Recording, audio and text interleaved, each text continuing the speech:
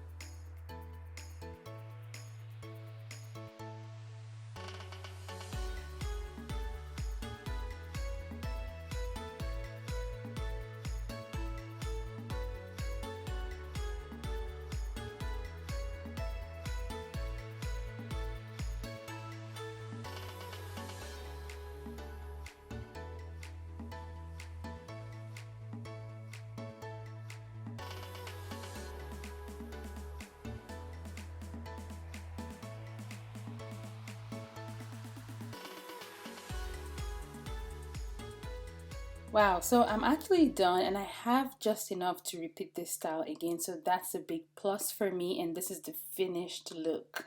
I absolutely love it. So I just want to tell you guys about how to secure the ends.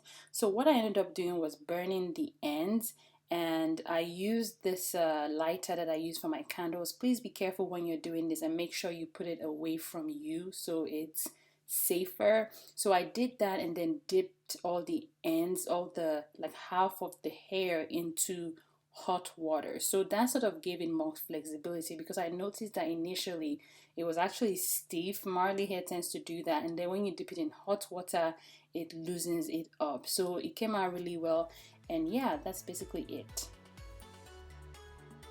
Alright guys, thank you so much for watching this video. If you have any questions, comments, leave them down below.